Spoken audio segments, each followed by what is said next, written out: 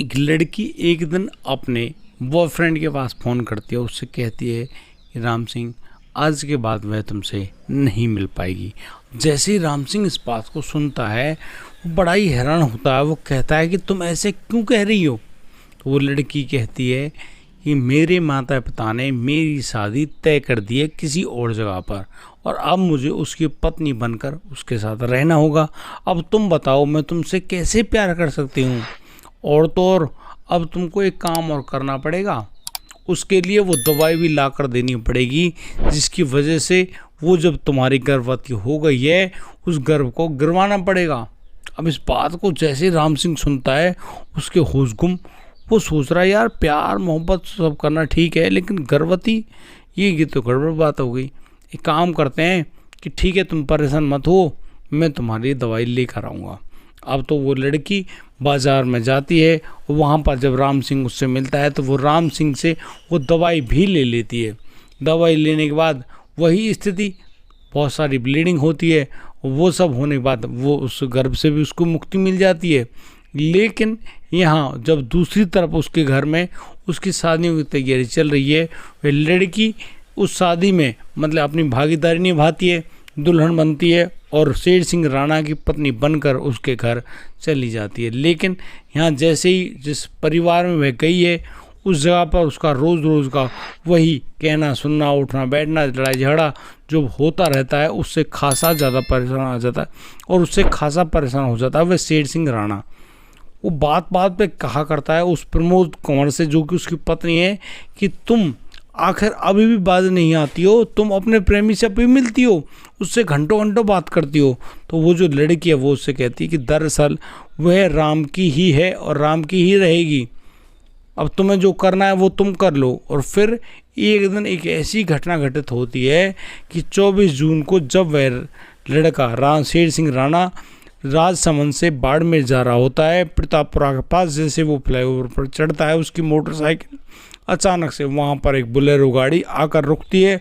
उसमें से 4-5 युवक उतरते हैं और बस तेज धारदार वाले हथियार जो होते हैं उनसे उस लड़के शेर सिंह पर हमला कर दिया जाता है। और वो हमला इतना ज़बरदस्त होता है कि लगातार वो लोग उस लड़के पर वार करते जा रहे हैं और शेर सिंह राणा वहीं तड़प तड़प कर अपनी जान खो देता है। अब पुलिस के पास जब ये सूचना पहुंची तो पुलिस भी काफ़ी हैरान होती है, पूरी एरिया का मुआयना करती है, हर जगह पूछती है, जांच करती है।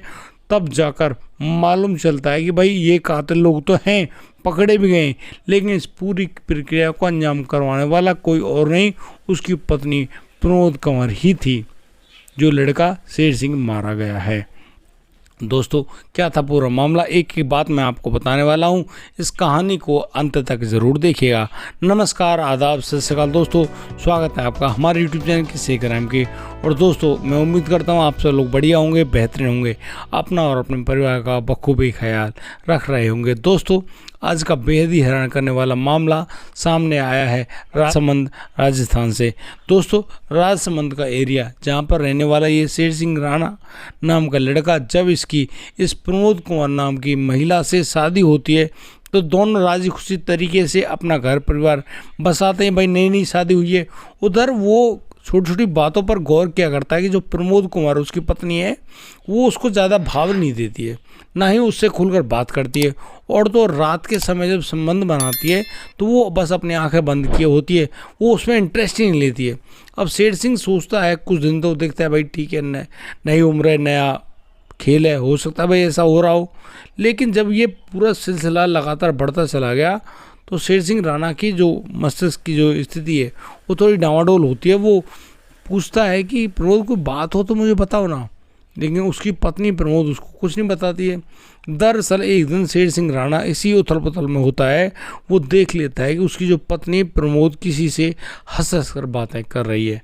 वो बड़ी गौर से उन बातों को सुन रहा होता है तो मालूम चलता है कि ये किसी और लड़के से बात कर रही है, और तो और उसको कई बार आई लव यू बोल चुकी है, यानी कि प्रेम प्रसंग का मामला। अब शेर सिंह बड़ी हैरानी से प्रमोद से पूछता है भाई कौन है ये लड़का, आखिर तुम इससे बात करती हो, क्या बात करती हो, कौन है ये।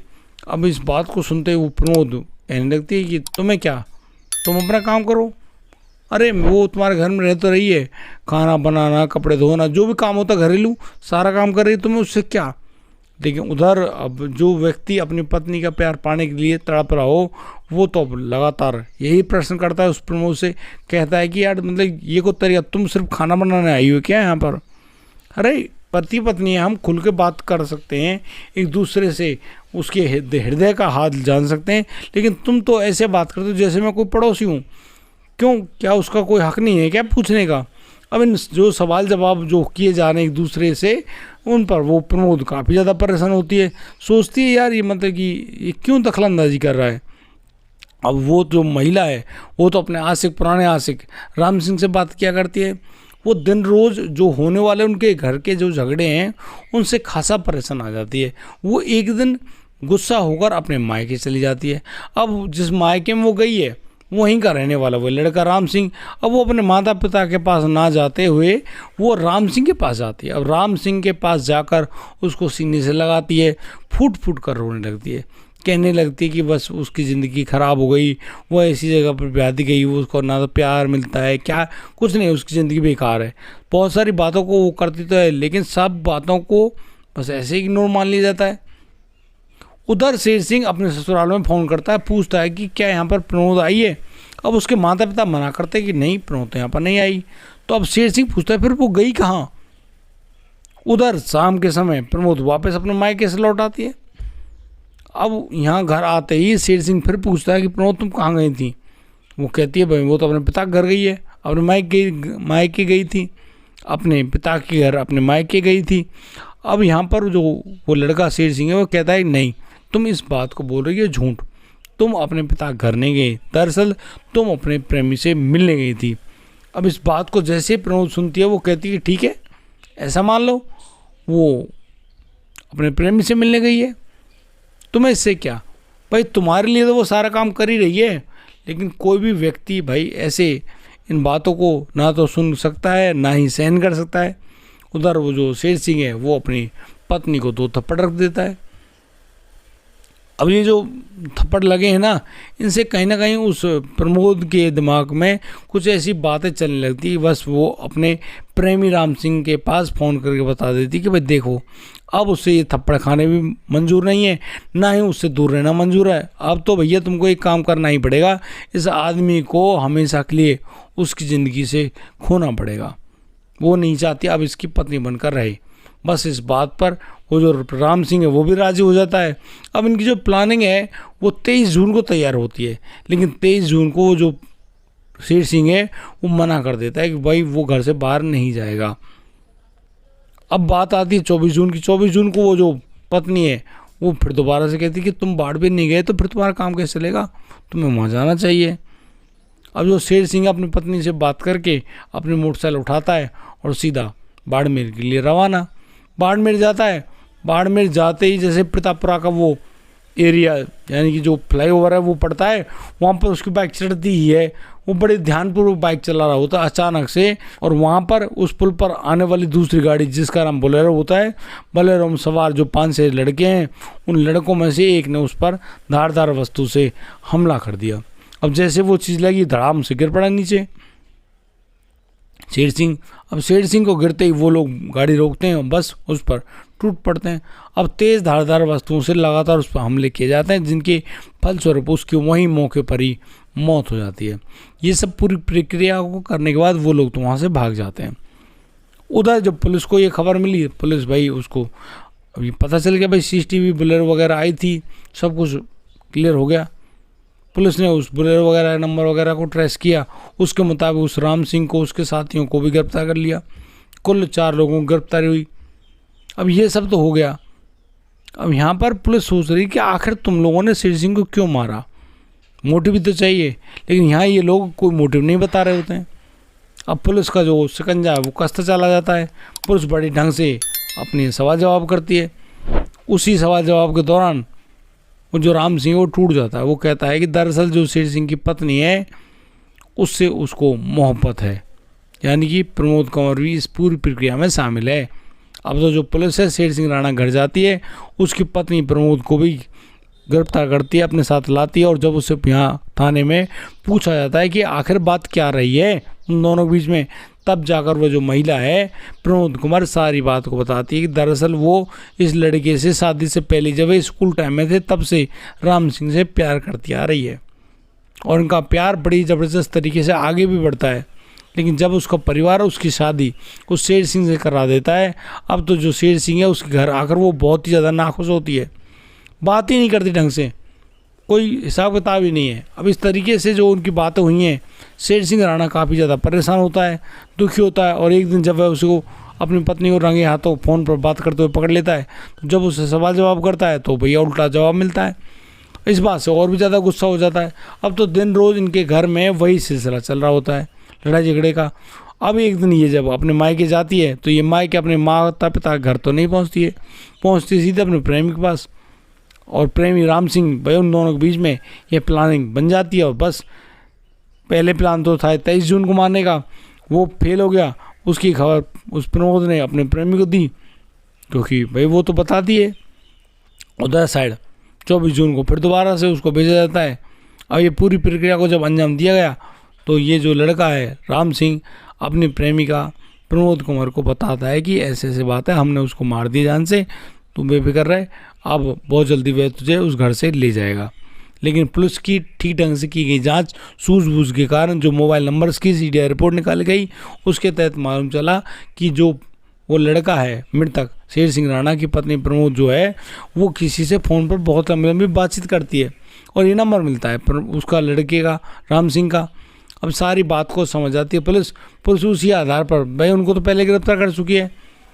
अब पुलिस ने जो थ्योरी सोची थी उस पर ऐसे मोहर थोड़ी लगाएगी, पहले वो जांच करेगी, पूछेगी, पड़ताल करेगी, तब जाकर मालूम चलेगा।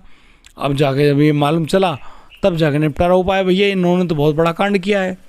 अब कांड कैसे किया? बस ज़बरदस्त तरीके से उस लड़की की, शेर सिंह जिसका कोई खोट ही नहीं था, उसकी जान ले ली। क्यों? क्योंकि वो अपने गांव के एक लड़के से प्यार करती है। भाई गांव के लड़का और लड़के हैं तो भाई बहन, चाहे बरादरी को ना हो, लेकिन ये गांव के रहने वाले तो हैं। लेकिन आज तो ये भाई बहनों का संबंध भी भैया गजब है। भाई का मन किया बहन के साथ, बहन का मन किया बहन भाई के साथ।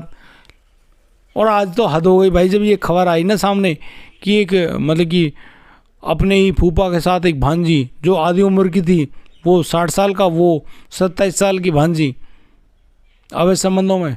और फिर उसने अपने शादी के 45 दिन बाद ही अपने पति की सीताराम मरवा दी बेचारा प्रियांशु। उसका क्या खोट था भाई? ये खबर हम लेकर आएंगे बहुत जल्दी। अब बन रही है हमारे साथ, और हमारे चैनल को सब्सक्राइब करना बिल्कुल ना भूलें, क्योंकि आगे आने वाली पीछे की जो खबरें हैं वो कम से कम आपको मिल तो जाएँ। अभी तो जाने कहानी क्या है, कैसे समाज का, इस कलयुग का, कैसे कलिकाल का प्रभाव हम लोगों पर, हमारी मानसिकता पड़ता जा रहा है, किस प्रकार से हम और ज़्यादा पतित होते जा रहे हैं। दिन रोज़ स्थिति गिरती जा रही है, संभलने का तो कोई ऑप्शन ही नहीं है। दोस्तों इस पूरे घटनाक्रम को सुनाने का उद्देश्य किसी को परेशान करना नहीं है, किसी का दिल दुखाना नहीं है, लेकिन जिस प्रकार से घटनाक्रम सामने आते हैं उनसे तो भाई यही लगता है कि यार आज के समय में शादी ब्याह करना भी बड़ा मुश्किल हो गया है। यार किस लड़के के साथ शादी कराएं, किस लड़की के साथ शादी कराएं। अब लड़कियां ऐसी मिलती हैं, हाँ ठीक है भैया शादी कर लेगी, और शादी करने के बाद उसके जेवरात वगैरह पैसे वगैरह सब कुछ लेके उसको जान से मार देगी। सोनम रघुवंशी, राजा रघुवंशी, ऐश्वर्या, रवीना, क्या है ये? मुस्कान रस्तोगी प्रेमी के लिए पति के टुकड़े कर दिए, लंदन कमाता है, पैसे की कोई कमी नहीं, उसी के पैसे पे शौक मौज करती है वो। लेकिन क्या मिला अंत में क्या है? जान से हाथ धो बैठी। मुस्कान रस्तोगी की वो जो उसकी जान लेने वाली बात है ना, सीने पर बैठना, दिल पर चाकू रखना, और फिर उसको ऐसे बड़े प्यार से उसको धसाना, गजब की मानसिकता यार। क्या इंसान रहे हैं, क्या सोच रही है। पहले नशे में डाल दिया, वो लगातार कह रहा है भाई तेरी ज़िंदगी चला जाएगा, दूर चला जाएगा, लेकिन नहीं, वो क्यों मानेगी। और ये सब करने के बाद, सीमेंट में जमाने के बाद फिर भी भाग जाती है मनाली घूमने। है यार तुम क्या हो यार। और ये लड़की प्रमोद कुमार क्या है, 26 साल उम्र है, अपने प्रेमी के लिए अपने पति की हत्या कर दी। क्यों भाई? किसने कहा था ऐसा सब कुछ करने के लिए? क्या ये मनमाफिक जो आचरण है ये सही है? नहीं, मुझे लगता नहीं। अब पूरी ज़िंदगी रहो, अब ट्रायल चलेगा वगैरह वगैरह सब कुछ होगा, ठीक है वो सब हो जाए, लेकिन क्या शेर सिंह राणा वापस आएगा? नहीं। शादी हुई है, कोई लिव इन नहीं है। लिव इन में जैसे कि उस आफताब ने उस लड़की को काट काट के टुकड़े करके दिल्ली के मेहरौली श्रद्धा के कर दिए, क्या रहा? चलो वो लिव इन मान लिया।